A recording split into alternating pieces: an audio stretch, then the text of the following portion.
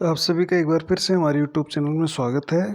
Students, इस video में हम पढ़ रहे हैं डीएनए से संबंधित कुछ महत्वपूर्ण बातें और इसके बारे में अपन कुछ महत्वपूर्ण प्रश्न पर भी चर्चा करने वाले हैं। तो शुरुआत करते हैं, चलिए वीडियो की। तो इसमें फर्स्ट है कि आनुवांशिक पदार्थ के रूप में कार्य करने वाले अणु के प्रमुख गुण क्या क्या होने चाहिए। मतलब यदि जैसे डीएनए एक आनुवांशिक पदार्थ की तरह काम करता है या अन्य आनुवांशिक पदार्थ की तरह काम करता है, तो उसमें कौन कौन से गुण होने चाहिए, तो उसकी अपन चर्चा करने वाले हैं।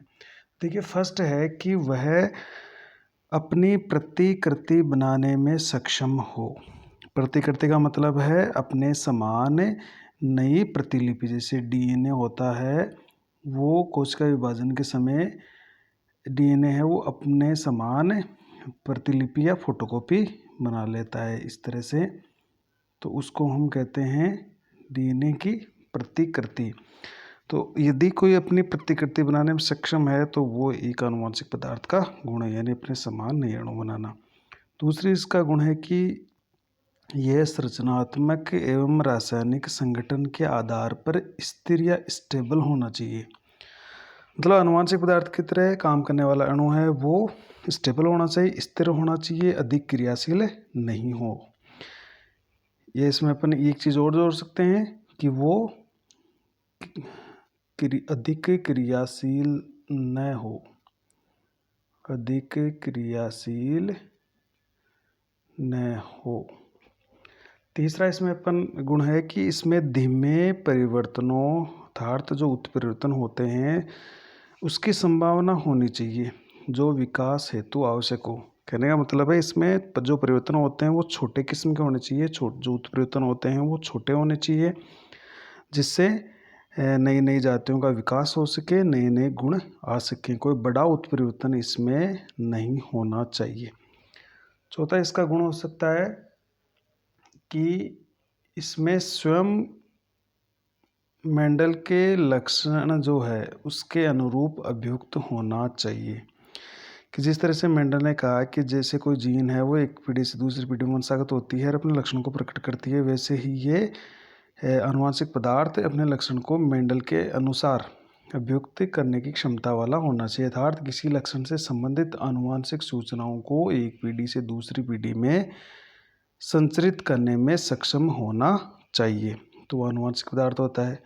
और पांचवा गुण ये हो सकता है कि आनुवंशिक पदार्थ इतना स्थायी होना चाहिए कि जीवन चक्र की विभिन्न अवस्थाओं, जैसे शिशु अवस्था हो या बाल्यावस्था या किशोरावस्था या वृद्धावस्था, कोई सी भी अवस्था हो या उम्र हो, एज हो, या जीव की जो कार्य की जो फिजियोलॉजी क्रियाएं होती है उसमें परिवर्तन से इसमें परिवर्तन नहीं होना चाहिए। तो ये जो तमाम प्रकार के ये गुण हैं ये हमारे डीएनए में प्रमुख रूप से पाए जाते हैं और इसलिए डीएनए है वो आनुवंशिक पदार्थ की तरह कार्य करता है। तो यहाँ पर प्रश्न ये बनता है कि एक अणु में कौन कौन से गुण होने चाहिए ताकि हम उसको आनुवंशिक पदार्थ की संज्ञा दे सके। तो हमने इस तरह के 5 ये प्रमुख गुण इसके अंदर पढ़े हैं। नेक्स्ट अपन कुछ प्रश्नों के बारे में और चर्चा कर लेते हैं। देखिए, ये प्रश्न है एक कि डीएनए को गर्म करने पर क्या होता है तथा ठंडा होने पर क्या होगा। देखिए, डीएनए में 2 रज्जुक होते हैं। जैसे अपने पढ़ा था कि डीएनए के अंदर 2 रज्जुक पाए जाते हैं। तो ये जो दोनों रज्जुक है एक दूसरे के पूरक होते हैं। मतलब एक रज्जुक पे जो न्यूक्लियोटाइड्स होते हैं उसके अनुरूप ही दूसरे रज्जुक पर न्यूक्लियोटाइड स्थापित हो जाते हैं, तो एक दूसरे के पूरक हो गए। जब डीएनए को गर्म करते हैं तो एच बंध जो हाइड्रोजन बंध होते हैं उनके टूटने से दोनों रज्जुक एक दूसरे से अलग अलग हो जाते हैं। जैसे हमने कहा था कि एक के साथ डबल बॉन्ड टी और जी के साथ ट्रिपल बॉन्ड सी, इन एडेनिन के साथ थाइमिन और गुआनिन के साथ साइटोसिन 3 और 2 हाइड्रोजन बंध जुड़े रहते हैं। ये हाइड्रोजन बंध चूँकि बहुत दुर्बल होते हैं लेकिन संख्या में काफ़ी ज़्यादा होने के कारण ये दोनों रज्जुकों को जोड़ने में सक्षम हो जाते हैं। लेकिन जैसे हम डीएनए को गर्म करते हैं तो ये हाइड्रोजन बंध है वो टूट जाते हैं और दोनों रज्जु एक दूसरे से अलग अलग हो जाते हैं। लेकिन फिर अगर इसको ठंडा करने दिया या इसका ठंडा होने पर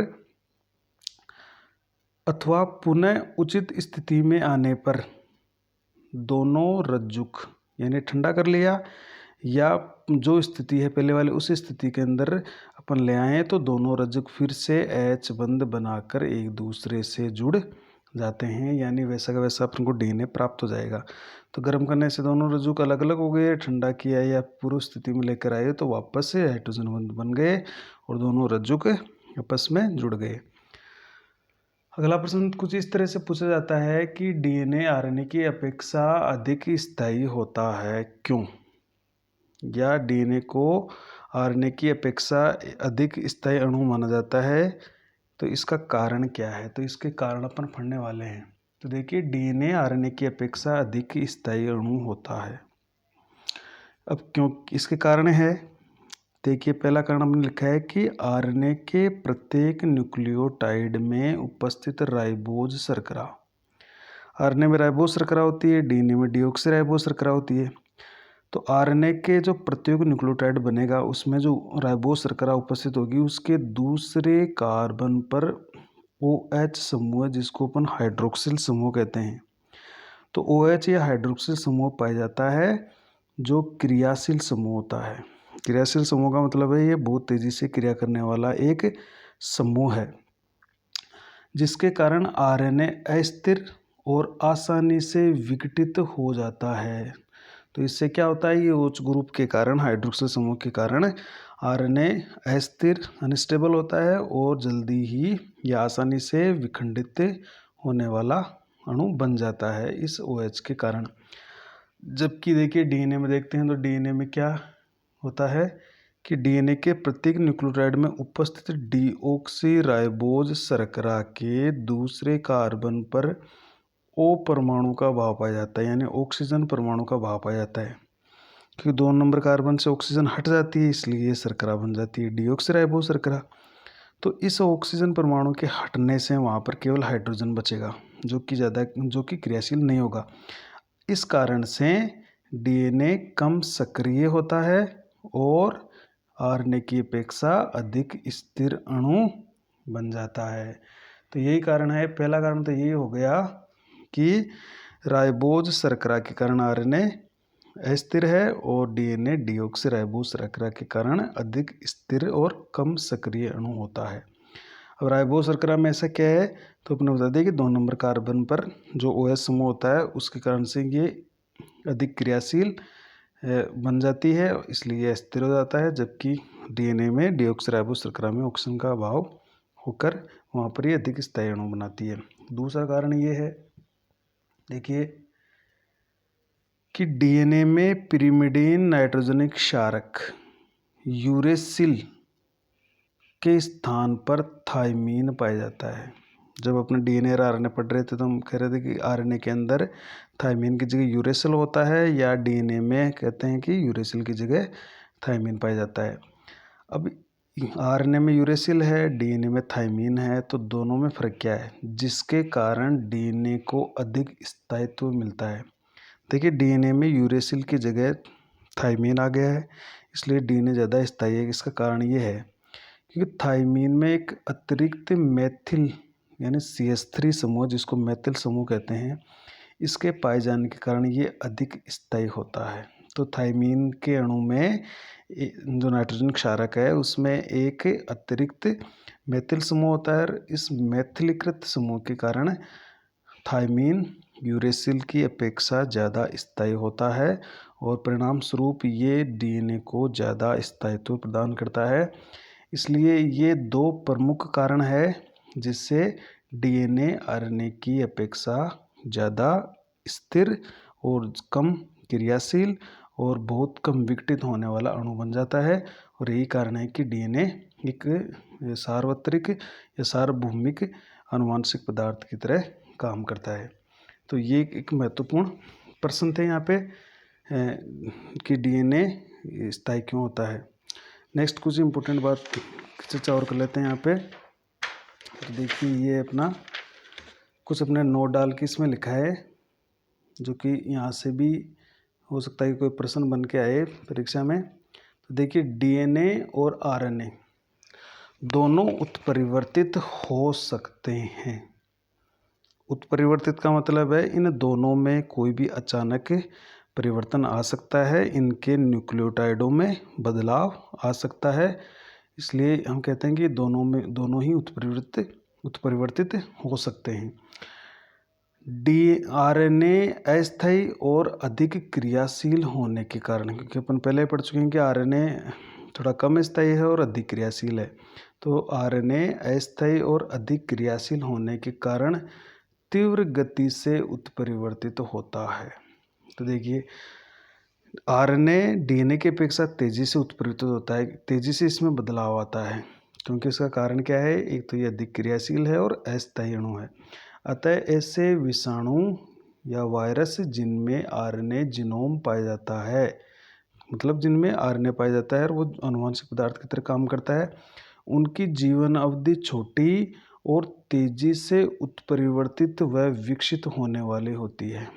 तो हम जैसे कुछ ऐसे वायरस देखते हैं जिनके अंदर आरएनए होता है, जैसे एचआईवी हो या कोरोना वायरस हो, तो वहाँ पर क्या होता है कि इस स्थिति के अंदर ये बहुत तेज़ी से उत्परिवर्तन करता है आरएनए, और ऐसे वायरस की जो जीवन अवधि वो छोटी होती है, लेकिन वो इतना तेज़ी से उत्परिवर्तित करते हैं, अपने आप को बदलाव लाते हैं और बहुत तेज़ी से अपने आप को विकसित कर लेते हैं। तो ये इसका कारण है कि जो आरएनए पाया जाता है उसके कारण से वायरस और ज़्यादा खतरनाक हो जाते हैं। दूसरा देखिए महत्वपूर्ण अपने नोट डाल के लिखा है इसके अंदर कि जो डीएनए है वो प्रोटीन संश्लेषण के लिए आरएनए यानी मुख्य रूप से एमआरएनए का निर्माण करते हैं, जिसे हम अनुलेखन कहते हैं। उस प्रक्रिया को अनुलेखन कहते हैं। डीएनए अपने सूचनाओं को आरएनए में यानी एमआरएनए के अंदर डाल देगा, और यानी डीएनए से एमआरएनए बनने की प्रक्रिया को अपन अनुलेखन कहते हैं। इसके बाद क्या करेगा, आरएनए सीधे ही प्रोटीन संश्लेषण की सूचनाओं को कोडित करते हैं और प्रोटीन का निर्माण होता है और फिर किसी जीव के लक्षण प्रकट होते हैं। मतलब एक सीधी सी बात ये है कि जो सेंट्रल डॉग्मा मैंने पढ़ा था कि डीएनए अनुलेखन की क्रिया द्वारा आरएनए बनाता है और आरएनए फिर उस सूचनाओं को प्रोटीन में कोडित कर देता है, यानी जो भी सूचना आती है डीएनए से उस सूचना के अनुसार प्रोटीन का निर्माण हो जाता है और फिर आगे उस जीव में संबंधित जो लक्षण है वो प्रकट होते हैं। तो ये एक सिस्टम चलता है अपने अंदर कि डीएनए से आरएनए सूचना और आरएनए से प्रोटीन सूचना। तो यहाँ पर एक चीज़ समझने वाली है कि डीएनए से आरएनए में सूचना आ रही है, फिर आरएनए आगे सूचना को भेज रहा है। इसका मतलब है आरएनए भी सूचना को ट्रांसफर करने का काम कर रहा है। यहाँ डीएनए में सूचनाएं स्टोर थी, संग्रहित थी, और यहाँ से सूचना आई आरएनए के पास और आरएनए ने उसको आगे ट्रांसफर कर दिया। तो इससे ये स्पष्ट होता है कि डीएनए और आरएनए दोनों ही आनुवंशिक पदार्थ की तरह काम करते हैं। तो देखिए प्रोटीन संश्लेषण की जो सारी व्यवस्था है वो आरएनए से विकसित हुई है। देखिए आरएनए अनुवादन द्वारा प्रोटीन का निर्माण करता है, इसलिए हम कह सकते हैं कि प्रोटीन निर्माण करने की जितना भी अरेंजमेंट है वो आरएनए से ही विकसित हुआ है। अतः इन सभी बातों से स्पष्ट होता है कि डीएनए व आरएनए दोनों ही आनुवंशिक पदार्थ की तरह कार्य करते हैं। डीएनए के अधिक स्थायी होने के कारण यह आनुवंशिक सूचनाओं के संचय अथवा संग्रहण हेतु सबसे उपयोगी है। तो ये एक प्रश्न बन सकता है परीक्षा में कि किसी भी जीव की जो आनुवंशिक सूचनाएं होती है, गुण होते हैं, लक्षण होते हैं, उनको संचय या संग्रहण करने का सबसे प्रमुख अणु या आनुवंशिक पदार्थ वो कौन सा है, तो वो डीएनए होता है। तथा आनुवंशिक सूचनाओं के स्थानांतरण यानी ट्रांसफर हेतु आरएनए उपयुक्त होता है, और उन सूचनाओं को फिर आगे ट्रांसफ़र करना है, प्रोटीन के रूप में उनको ट्रांसफ़र करना है, तो इसके लिए आरएनए उपयुक्त अणु होता है। तो यहाँ पर ये ध्यान देना है कि किसी जीव की आनुवंशिक सूचनाओं को संचय या संग्रहण या उसका स्टोरेज करने का काम तो डीएनए कर रहा है, और उन्हीं सूचनाओं को आगे भेजने का या ट्रांसफ़र करने का काम आरएनए करता है। तो आरएनए ट्रांसफ़र के लिए उपयुक्त होता है। तो ये थी अपने डीएनए से संबंधित कुछ महत्वपूर्ण प्रश्न और बातें। इससे नेक्स्ट वीडियो में हम आरएनए के बारे में चर्चा करेंगे और जल्दी उस वीडियो को आपको देखने को मिलेगा। जिन विद्यार्थियों ने अपने चैनल को सब्सक्राइब नहीं किया, अपने चैनल को ज़रूर सब्सक्राइब करें और ज़्यादा से ज़्यादा अपने साथियों के साथ इसको शेयर करें। Thank you.